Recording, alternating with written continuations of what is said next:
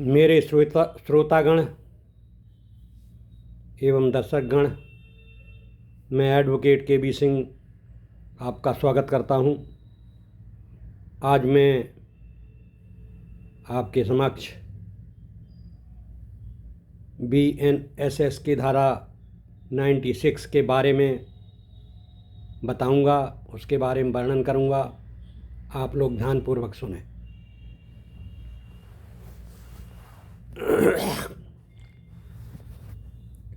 भारतीय नागरिक सुरक्षा संहिता 2023 की धारा 96 तलाशी वारंट जारी करने से संबंधित है और यह क्रिमिनल प्रोसीजर कोड की धारा 93 के समतुल्य है। धारा 96 का पूरा विवरण BNSS की 2023 धारा 96 के अनुसार न्यायालय तब तलाशी वारंट जारी कर सकता है जब निम्न में कोई स्थिति हो।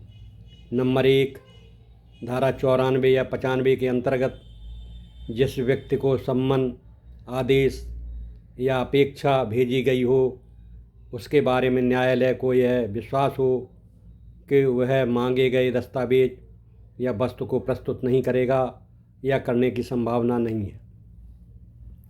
नंबर 2, जब न्यायालय को यह ज्ञात न हो कि संबंधित दस्तावेज या चीज़ किसी के कब्जे में है। नंबर 3, जब न्यायालय यह समझे कि किसी जांच, विचारणा या अन्य कार्रवाई की पूर्ति के लिए एक सामान्य तलाशी या निरीक्षण आवश्यक है। ऐसे में न्यायालय तलाशी वारंट जारी कर सकता है और वारंट प्राप्त व्यक्ति संबंधित स्थान की तलाशी या निरीक्षण कर सकता है। इसके अतिरिक्त न्यायालय यह निर्दिष्ट कर सकता है कि तलाशी केवल किसी विशेष स्थान या उसके किसी भाग तक सीमित रहे। किसी डाक या तार प्राधिकरण की अभिरक्षा में कोई वस्तु होने पर केवल जिलाधिकारी, डिस्ट्रिक्ट मजिस्ट्रेट या मुख्य दंडाधिकारी, चीफ जुडिशियल मजिस्ट्रेट ही तलाशी का वारंट जारी कर सकता है। CRPC में प्रावधान BNSS की धारा 96 का समकक्ष प्रावधान CRPC की धारा 93 है। दोनों धाराओं में समान रूप से तलाशी वारंट जारी करने की प्रक्रिया और शर्तें निर्धारित हैं, केवल भाषा और धारा संदर्भ में अंतर है।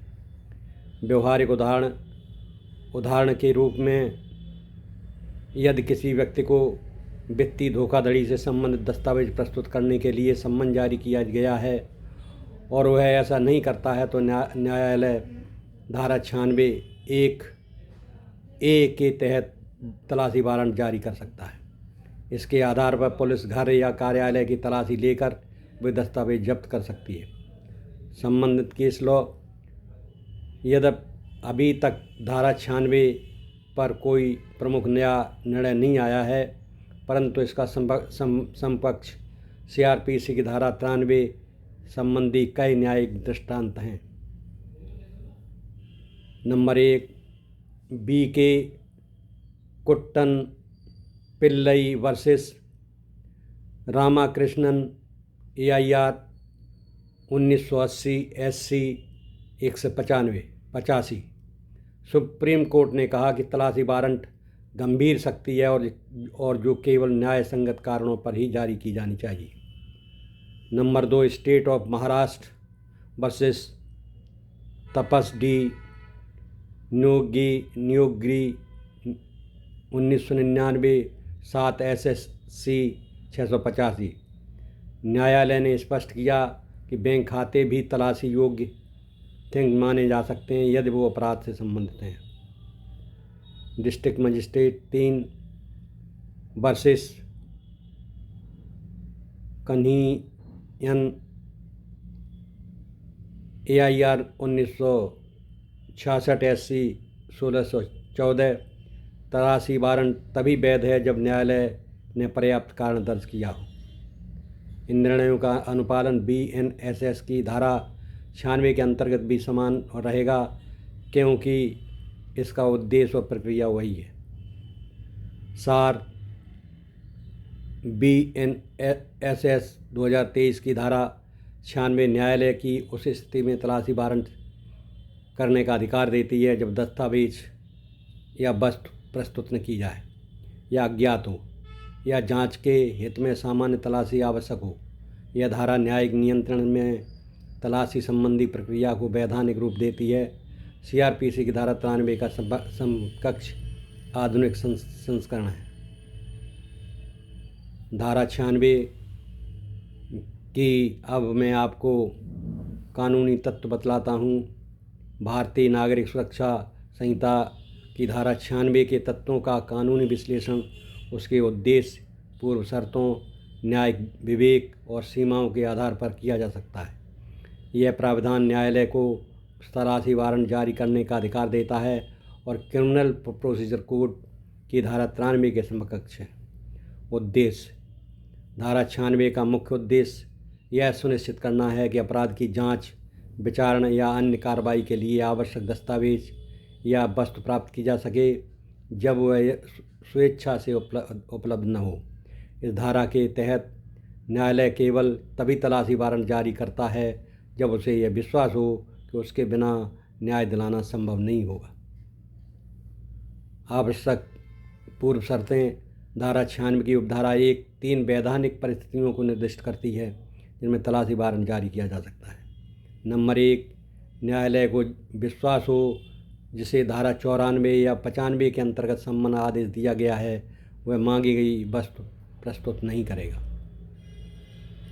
जब अदालत को ये मालूम हो जाए कि ये व्यक्ति अदालत में कोई वस्तु है देगा नहीं, तब ये धारा लागू होती है। जब न्यायालय को यह ज्ञात न हो कि वस्तु या दस्तावेज किसी के कब्जे में है।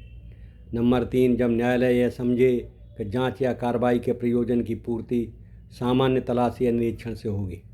इन शर्तों की अनुपस्थिति में तलाशी वारंट जारी करना न्यायिक विवेक का दुरुपयोग माना जाएगा, जैसा कि CRPC की धारा 93 से संबंधित मामलों में कई बार कहा गया है। न्यायालय का विवेक और दायरा: न्यायालय को तलाशी वारंट जारी करने के लिए विश्वास करने का कारण होना आवश्यक है। यह केवल संदेह या अटकल के आधार पर नहीं हो सकता। न्यायालय वारंट में यह भी निर्दिष्ट कर सकता है कि तलाशी किस स्थान और किस भाग तक सीमित रहेगी। साथ ही डाक या तार प्राधिकरण की अभिरक्षा में रखी वस्तुओं के लिए तलाशी वारंट केवल जिलाधिकारी या मुख्य न्यायिक मजिस्ट्रेट, चीफ जुडिशियल मजिस्ट्रेट जारी कर सकते हैं। नंबर 4, तलाशी की सीमाएं: तलाशी वारंट जारी करने से पहले न्यायालय को यह देखना होगा कि अन्य उपलब्ध कानूनी माध्यम समाप्त हो चुके हैं। तलाशी वारंट को सावधानी और जांच की आवश्यकता के अनुपात में जारी किया जाना चाहिए ताकि निजता के अधिकार का उल्लंघन न हो। वारंट का निष्पादन करने वाले अधिकारी को केवल वही स्थान खोजना होता है जिसे आदेश में अनुमति किया गया हो। न्यायिक दृष्टांत और कानूनी व्याख्या: CRPC की धारा 93 या 96 के समान है, पर आधारित उनके केस लॉ ने इस धारा के तत्वों को स्पष्ट किया है।